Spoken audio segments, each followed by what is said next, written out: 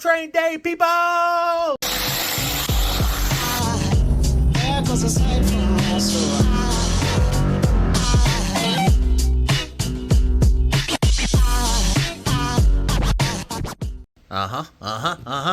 So what we're working with today is our 498, 500 cubic inch, whatever you want to call it. And yeah, we got to put all the valvetrain in. So we went ahead and cut the push rods, you know, big block Mopar things, and press fit them on. Here's a little quick update on that. Y'all, big block Mopar problems. We're putting together the push rods. Yeah. So we got something done. And you just got, you know, press the ends on. Cut them, press the ends on. Ooh, boy. A little nerve-wracking. These things will start bidding. You're like, oh, God. Hit it with some heat. It'll be all right.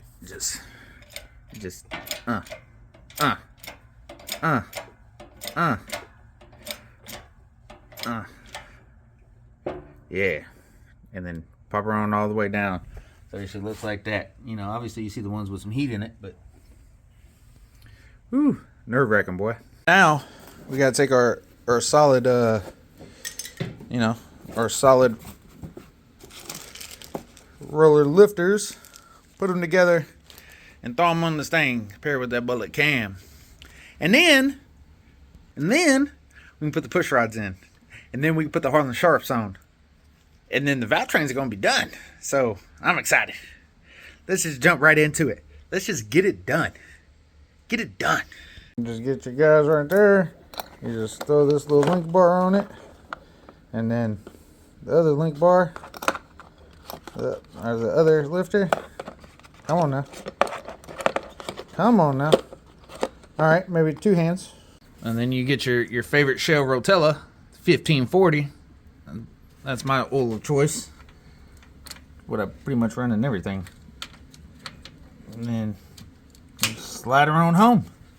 And then do it 3 more times. Oh no. So we'll put it back up when all the oil's in it. Or all the lifters. Up next is our intermediate shaft. Now what this does is it's ran off the cam and it drives the oil pump. And then it also, this is what the distributor sits in. Now we're running a dual sync, so it's a little bit different.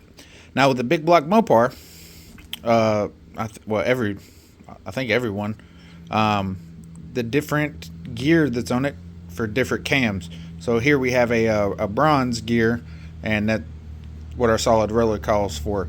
Now if you got a hydraulic roller, it's a different one, and if you got a flat tappet, it's a different one. So we'll go ahead, throw this bad boy in, and it is super simple. It goes right in the distributor hole. We got the bronze bushing in there. Alright, so you put it in like so.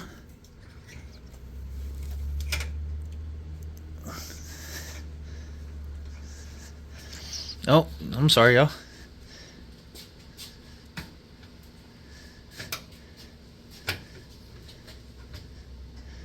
Alright.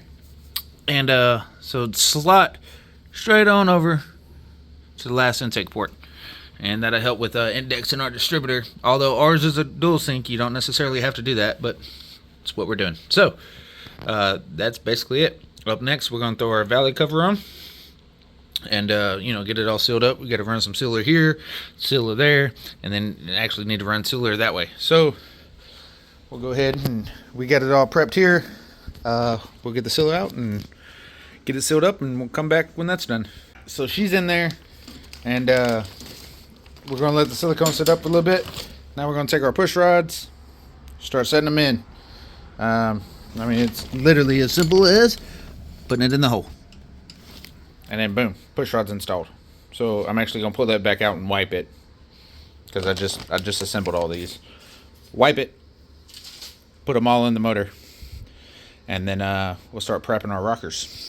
Alright, so we got the push rods in, we got the valley plate on, and we went ahead and ran some silicone. I know some people probably wouldn't have did it like that, but oh well, that's how we did it. So we're letting that set up for a minute.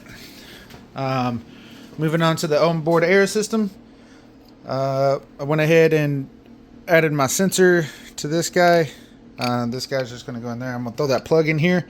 Future use, is I'm going to take this plug out, just run an air line back here to the parachute mount, and then just keep in the car like one of those little corded airline hoses and a tire thing. So when I pull up to the lanes, just hook up my thing, set tire pressure, unhook it, throw it back in. So super simple.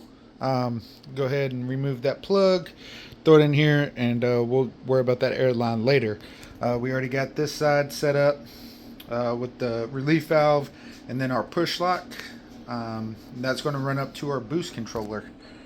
Now we have over there somewhere, we have the holley, the high boost control, which probably overkill for this car. We're probably only going to run about 20-25 pounds. That should get us in the 480, 490 range pretty easy. So go ahead and get this set up, and then that silicone should be dry. We'll clean our rocker arms one more time. Get those things cleaned up, get them on the car. Alright, so I'm standing in the engine bay, and we got rockers on. We'll go ahead and throw it on the other side, and then we'll start running through the valve lash. And we need to go to the truck and figure out what lash the cam wants. I think it's, if I'm not mistaken, I think it's 18. So let's see. Alright guys, so hey, everything is on. We got rocker arms on, they're lashed, all that good stuff. We got our intake on. I don't really remember the last thing I found. I went through an emotional roller coaster. So our dual sync distributor is what we run to, fire the holley. It wouldn't fit with these EZ1 heads. I was about to give up and just spend $1,000 at some point on a crank trigger and a cam sync and go get some GM LS3 cool, or LS3 5. Cools off at 5.3. There you go. I can't talk. Anyway, but Dad was like, "Why don't you just shave the head down?" I was like, "No, we're not doing that to that head." Well, he was like, "Look how much meat it has," and it has enough to cut down. So I've been grinding at this thing for a little while. That's what it used to look like. That's what it looks like. Obviously it was hitting up here, it was hitting down here, and it just wouldn't clear right here. So it's like my 5th time grinding on it and test fit it. I'm gonna blow off all the shavings and see if the dual sync slides home and can rotate. Great success. And it turns, it rubs just a little bit, but I don't know what wherever it's rubbing on. I could. I'm gonna beat him. I don't know what it's rubbing on. I can find out where it's rubbing.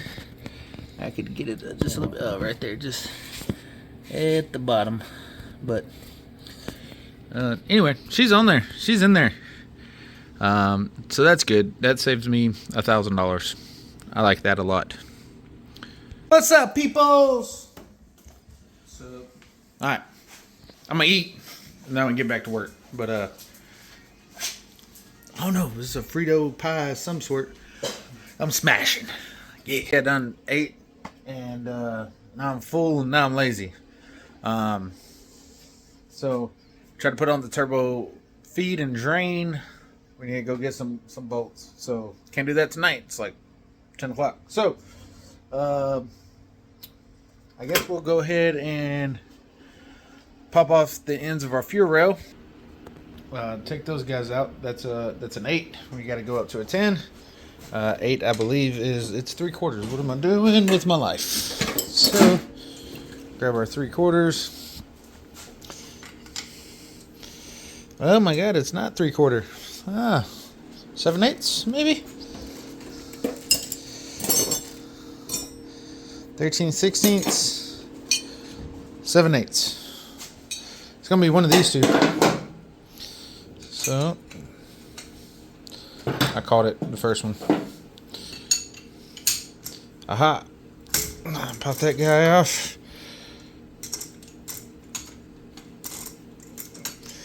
So this is our feed, and then that one over there is our return. So we're going from an 8. Now, I might hurt y'all's, I ain't gonna hurt y'all's feelings, but this fuel rail is actually a 6 fuel rail. So it's a 1/2 inch. You know, it is what it is. We ain't trying to make too big a power. We're just gonna make some, make a little bit. So got the O-ring already on it. It's money. Go ahead and thread that guy in, and bada boom, bada bing. Converted to 10 AN. So, go ahead and get the 7/8 back on it. Oh, of course, it's not a 7/8 anymore because now it's a 10. So, 13/16, 7/8. So, we have, bam. So now it's a 7/8, or it's a 10 AN. I believe the fitting for that's always going to be 1 inch. So this is what we do for 1 inch in this shop, anyway.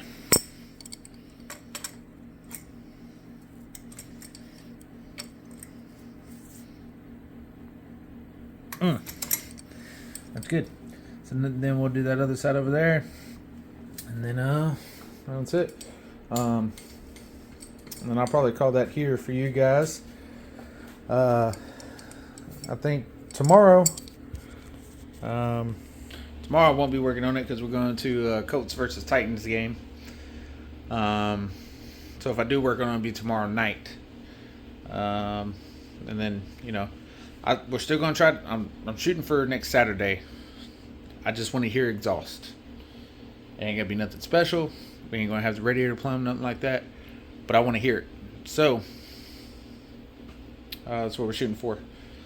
So as long as we make an hour or two of progress a day on it, we'll be good to go. It ain't gonna take long to run the fuel lines, hook up the transmission cooler, simple stuff. So